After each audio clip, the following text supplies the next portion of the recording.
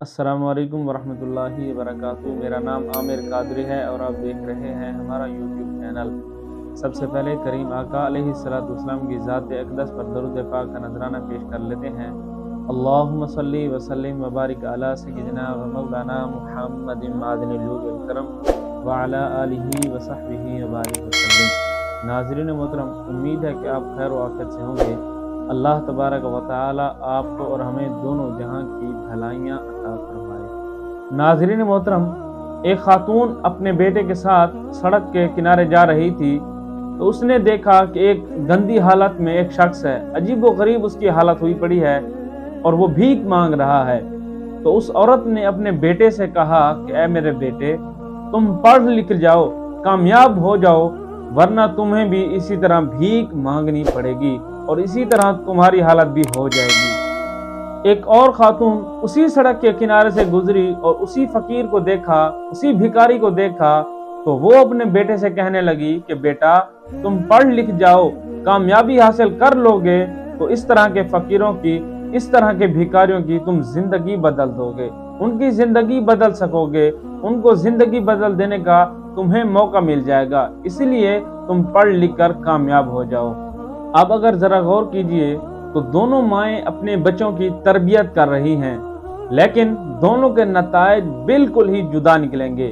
کہ ایک ماں نے اپنے بیٹے کو خوف دیا، خوف و ہراس اس کے اندر پھیلایا، اور دوسری والدہ نے اپنے بیٹے کو ایک عزم اور ایک خواب دکھایا کہ تم اس خواب کو، اس عزم کو پورا کر سکتے ہو۔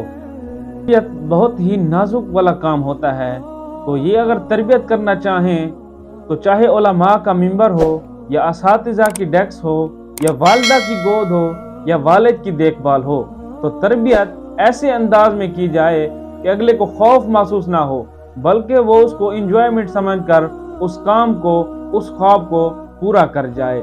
تربیت بھی اسی انداز میں ہو کہ وہ ایسا کام ہو، کام چاہے مشکل ہو لیکن ہم اس کو ایسی تربیت دے کر اس کو سمجھائیں کہ وہ کام اس کو آسان لگ جائے اور ہماری امیدوں سے بھی زیادہ اچھے طریقے سے وہ اس کام کو سر انجام دے سکے۔ کہ کئی لوگوں سے سنا ہوگا کہ تربیت زیادہ تر والدہ سے ہوتی ہے، کیونکہ بچہ زیادہ والدہ کے ساتھ رہتا ہے، کہ والد گھر سے اکثر باہر ہوتا ہے۔ تو اگر بچے کی تربیت جیسی والدہ کرے گی تو بچہ بھی اسی طرح ہی ہوگا۔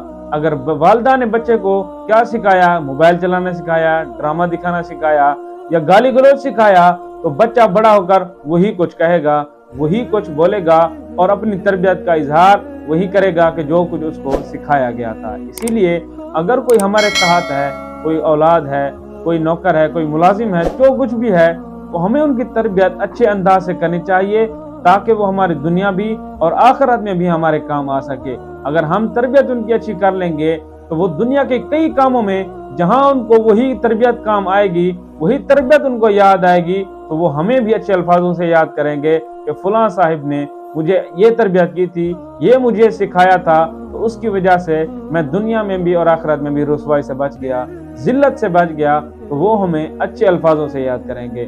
اللہ تبارک و تعالیٰ کی پاک و بلند بارگاہ میں عرض ہے کہ مالک قدوس ہمیں عمل کی توفیق عطا فرمائے۔ السلام علیکم ورحمۃ اللہ وبرکاتہ۔